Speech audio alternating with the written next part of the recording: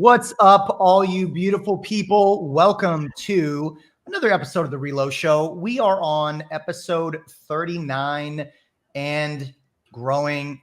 Excited to be here.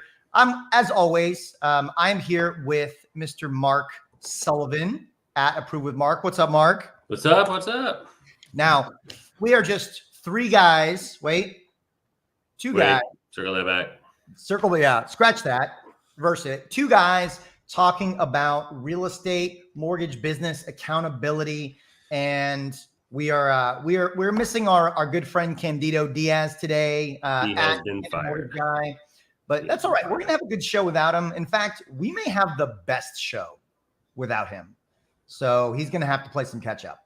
What's going on, Mark? How's it going? What is happening? What is happening? I am excited about the show post Candido Diaz. We officially fired him. I'm just kidding. He is off doing business things, mingling with other mortgage people, and took the day off. We'll miss him, but I think we have a really awesome show today. I agree. It's going to be a phenomenal one. And like we do with every show, we're going to kick it off with some wins and losses. So, Mark, why don't you dive in? Tell us about your highs and your lows from this past week, and sure. I'll bring up the rear on that one. Sure, absolutely. I'd say a win was in my referral group. I was promoted to creative director, which is a leadership position inside of the referral group. So that is a big win for me. It's a lot of more responsibility, a lot more things on my plate every week, but taking that leadership role and growing that group as a founding member, I think in the long run is going to be very beneficial for my business. So I'm really excited about that and the faith that they put into me, and just working on some long-term marketing things this week has me really, really excited. Things that I've been talking about doing for a while. We finally hit the gas on. We can talk about those later. But just like I said, some big picture stuff that's got me really excited. Losses, don't really have a whole lot of them. Outside of the fact that I didn't do like my Power 90 stuff that I usually do. I didn't do a whole lot of calls. It was a lot of drawing board stuff this past week, which is okay, but we'll still count that as a loss because it's something that I'm committed to doing every week. Well, very cool. What about you? Man, so this is going to sound a little silly, maybe even a little bit petty, but I had a loss in the last 24 hours. That's not really a loss. It's more of an annoyance. So I work for a relatively sizable company, and we've got a lot of departments. We got a lot of loan officers across the country. And from time to time, an email will go out on a distribution list that is not really intended for everyone. And yet everyone on the distribution list decides to reply all. Yeah. And most of the time it's like, reply all, please remove me from this list. And then the next person is like, reply all, same Z's. And then the next person is the same thing. So I got, 40 emails this morning. Like there's somebody just sitting in the background recording everybody that doesn't want to be on the thread and removing them from it. Yeah, so we'll call that a loss because it was kind of an annoyance in my day. Now, before the show, Mark, I got to give it to you. Maybe this might be my win, but you mentioned a little hack that I got to be honest, I wasn't aware of, that I can, I guess, right click or something along those lines and hit ignore. Yeah, and it will ignore the entire thread. So. If you're an Outlook user, right click on it and you hit ignore. And if anybody else responds with that, that same subject line and the same stuff, all that, it just completely ignores it and you don't have to hear about it anymore. It works better than remove me for sure. I was today years old when I figured out how to ignore email threads. I knew I could mute Microsoft Teams conversations, but I did not know I could ignore threads. So that was pretty awesome. But really, my win for this week, I would say, is I've got a class coming up tomorrow that I'm going to be teaching, getting a group of real estate agents together. I think 15 to 20 have signed up, another 25, 30 have marked interested. and it's going to be on Google Business Profile. Going to be teaching agents how to set it up, how to optimize it, how to leverage it to grow their business. So it's a win in the wings. How about that? It's a win in the wings. Sure. It's going to be a fantastic event tomorrow. I'm excited, and I'm going to develop some relationships. Awesome. All right. So to all of our loan officer friends and all of our real estate friends out there that are tuning in today, we've got a phenomenal show for you today. So we are talking, the title of the show, The Law of Attraction versus the Power of Sales. And Mark, and I'm hoping this is going to be a really conversation-based show today. But essentially, we're talking about the importance and the power of marketing, the law of attraction, versus the necessity and the power of sales in our businesses. So Mark, let me kick it over to you. Kind of start us off. Like, what are when you think of marketing and when you think of sales and how they either complement or in some cases pull in opposite directions from where do I spend more time? Kind of what are your thoughts and what's your take? Sure. Well, this is definitely a conversation that would normally take longer than 30 minutes, but let's see what we can get done. Yeah. So marketing, to me, the big difference is that marketing is a more broad scope.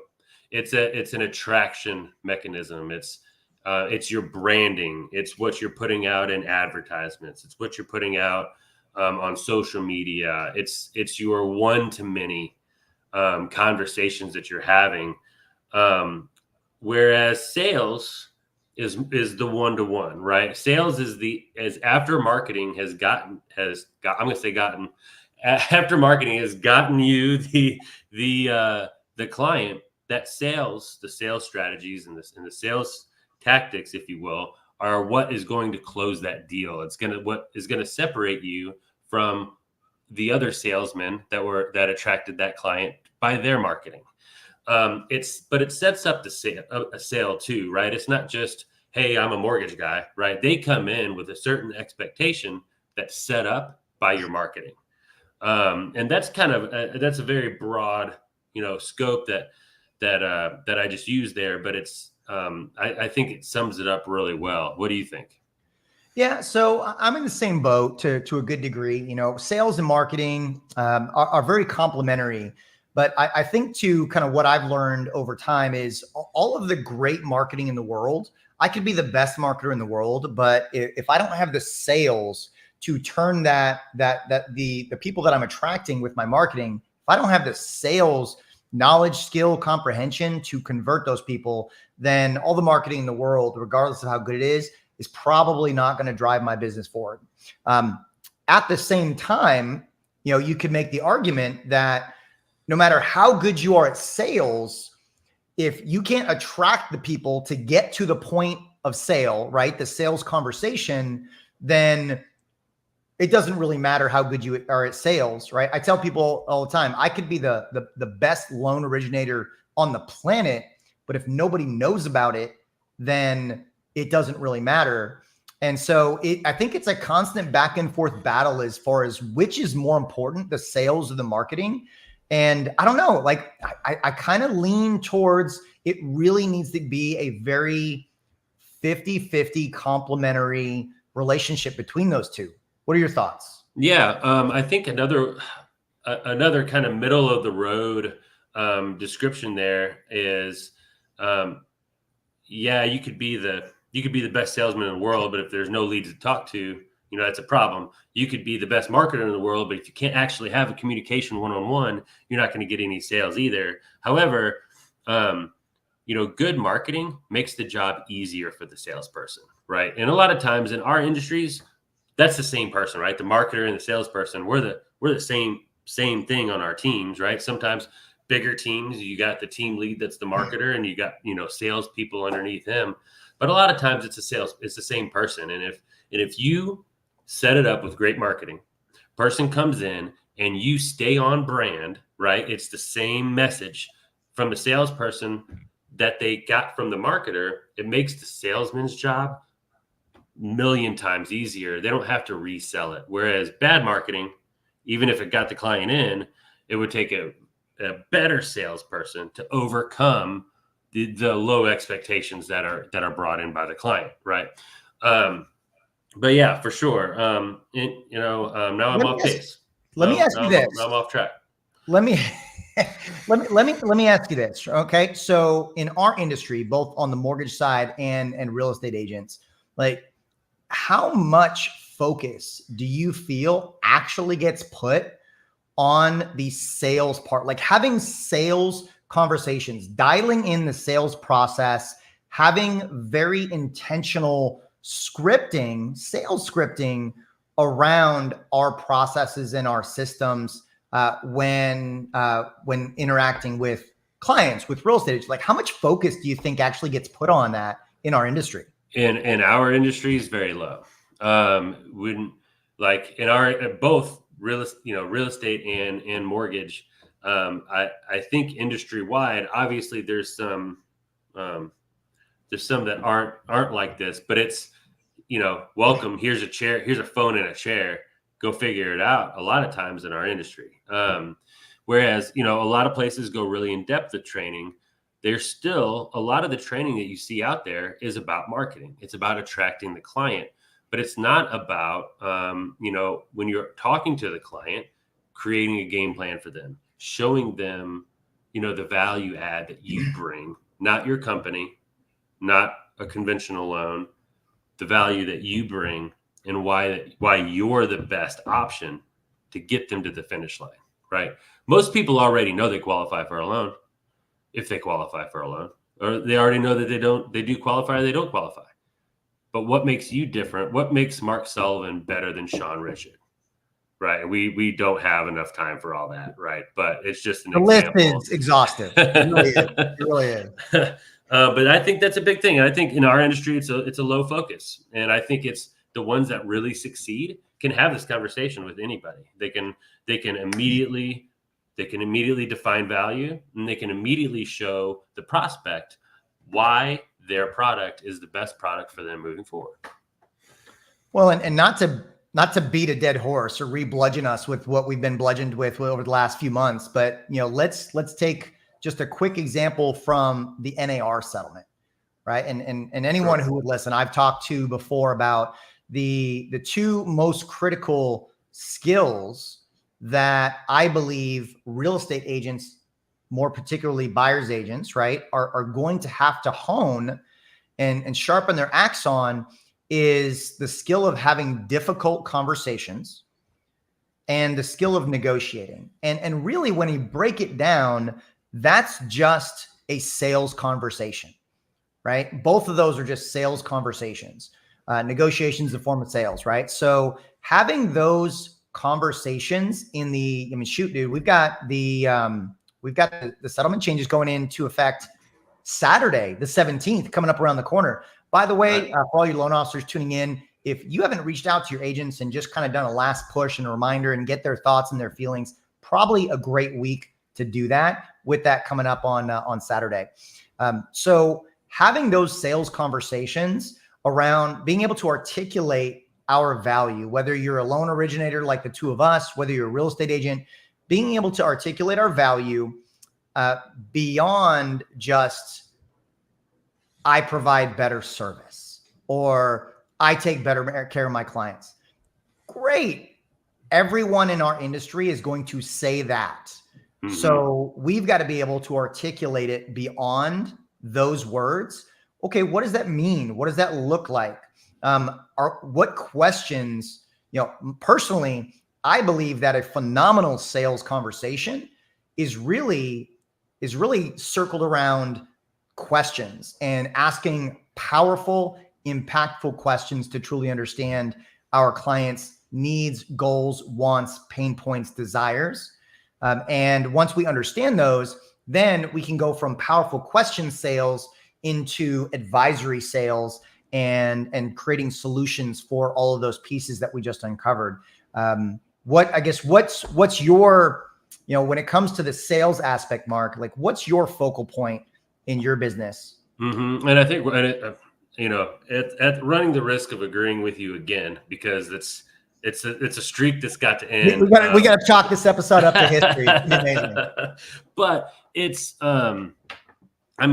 Yeah, you have to ask questions. It's in my opinion, it's finding out the client's why, finding out why they're talking to you, finding out why it is that they're applying for a loan, or why it is that they're looking for a new house.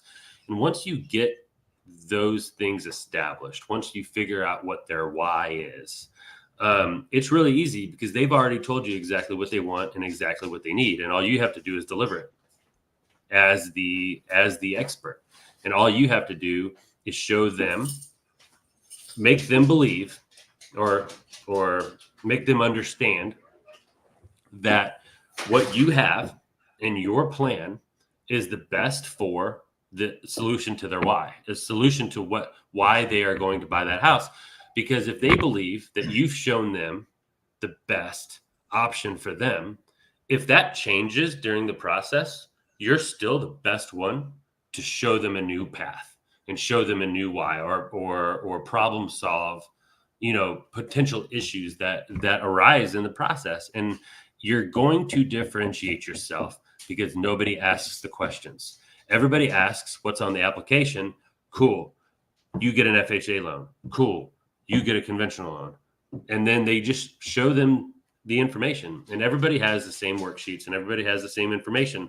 But if you establish that you put something in front of them because of how they answered your specific questions, you don't compete anymore. And that's what a salesperson's job is to make it you versus nobody. Well, and we're not selling, and we're not selling the home. We're not selling the loan, right? We're selling ourselves. Sure. We're in the business of selling ourselves. And, and many of you have probably heard this before, but people make decisions with emotion and then justify with logic. And so the sales conversation is creating the conversation, an intentional conversation around the emotional component first, in my opinion. If whether it's buyer agent compensation, whether it's origination fees on a loan, it really isn't. Or I should say, it's very rarely about the money, right? If we're all about the money, then people would go get their coffee from McDonald's for 99 cents on a daily basis instead of go pay $5-6 at Starbucks. Add that up over the course of the year. You're talking, hundreds, possibly thousands of dollars more for a cup of coffee. But why do people go to Starbucks? For some, it might be, they feel like there's a heightened sense of status when they go to Starbucks. For others, maybe they like the ambiance, right? A little bit different ambiance in Starbucks than in McDonald's, right? Maybe it's the ability to network. Maybe the demographic that goes to Starbucks or their favorite Starbucks going to be different than who they would run into in their local McDonald's. And so it's not about the price. Otherwise, all of these luxury costed brands out there would have no business. And if we make it about the price, then our clients are going to make it about the price. And so being able to, Mark, kind of you hit the nail on the head. I would say for sales in our industry, especially in real estate, is how to uncommoditize ourselves. Yeah, 100%. In a world that's that's making us a commodity more and more as the years go on. Real estate agents are under the same attack, right? And they have been for years. It's not just the settlements. So, like, real estate agents have been under attack since that company that rhymes with Philo started encroaching in and taking away their ability to market, right? And again, going full circle, we talked a lot about sales, but marketing sets up all of that stuff. Marketing is what you do to your sphere of influence. Marketing is that Facebook post. Marketing is that Facebook ad. Marketing is that black email to your database. Honestly, marketing is a lot of things. Marketing is how you conduct yourself in public. Marketing is how you look and how you conduct yourself at networking functions. And when you're out, when you're seen by the public, that's marketing. If you're a salesperson, whether you like it or not, how you act on social media is your marketing. People look that up. It's really easy to Google Mark Sullivan and see how I act on social media, right? And if you act like somebody that I don't want to work with, you're going to have a harder time breaking through that, right? And that's that's a wormhole that I'm going to step back from. But it is how you conduct yourself. I love the way you put that, Mark. Is marketing is the way that is how you conduct yourself in public, and that's, man, like obviously I put it up on the screen here, and I'm going to use that going forward because the branding power of marketing, being able to, we say, oh, well, we need private lives, right? Like we need, off time, and who you are in one part of your life needs to be who you are in the other part of life. And we could get into the whole, authenticity aspect of marketing and sales, right? We've got to be authentic in what we do. We can't be, okay, well, over here in our personal lives, we're acting 180 degrees than what we're doing in our business lives. They've got to align, and we could do a whole show on that. And then, take notes, actually, let's do a whole show on that. But being able to attract your ideal audience because they resonate with you, and kind of diving into that marketing a little bit more, I think that's an opportunity that I think is really made its way to the limelight, is the power of attracting the people that resonate with you, right? Attracting the clients that align with your values, your goals, your mindset. For me personally, I love working with younger home buyers that are a little bit more affluent, that value guidance, expertise, kind of a white glove service and experience. And perfect example, I've got a client that just closed on a triplex investment property last Friday. We had several conversations throughout his purchase process about his long-term investment goals and plans, and how this first piece of the puzzle could play out over time and create a real estate empire for him.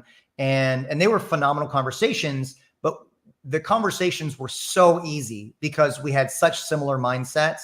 And so that I think is kind of the key of marketing in today's day and age, is marketing and attracting some people call it your avatar, right? Your ideal client. And again, we could do a whole show on that, but I guess when you really, get to the core of marketing, Mark, what's the most important aspect that really stands out to you?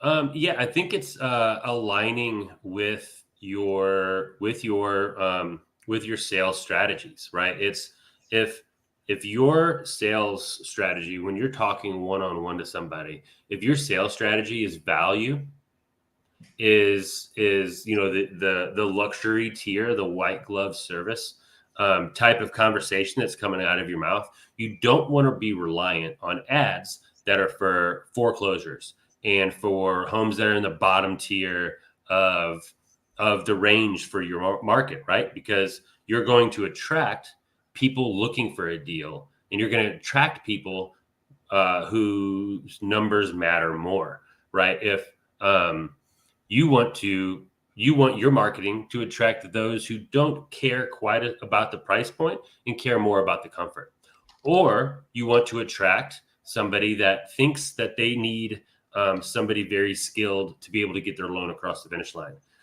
So instead of marketing foreclosures and low purchase price, you market to, maybe middle to lower credit scores, because those people are going to be less about price and more about get me in the home. So it all depends on what your sales strategy is, and whatever it is, it's fine, but make sure your marketing matches that. If your marketing doesn't match that, you're going to attract a bunch of people that you can't sell to. I think a simple question that we can all just ask ourselves is, whenever we implement a strategy or an action in our business, we just say, if we've already taken the time to identify what our brand is, what we want our brand to be, I think a simple question is, does this align with my brand? Is this on brand? And if the answer is yes, then that's a good start. So, marketing sales, again, I think we're in agreement, Mark. We believe it's very complementary and it's almost a 50-50 split, but there's always that battle back and forth is which is most important. But I think that anytime that we put an emphasis on both of those as a collective, see what I did there? As a collective. Yeah. Nice. Oh, watch out. As a collective, I think we win in the marketplace. So, Mark, any parting thoughts, man? I really enjoyed the conversation. I love this topic. I could go all day on it.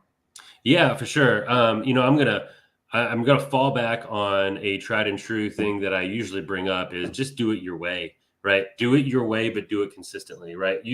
There's a million ways that you can market. There's a million ways that you can brand yourself, and there's a million ways that you can sell in this industry. Do it the way that you feel most comfortable.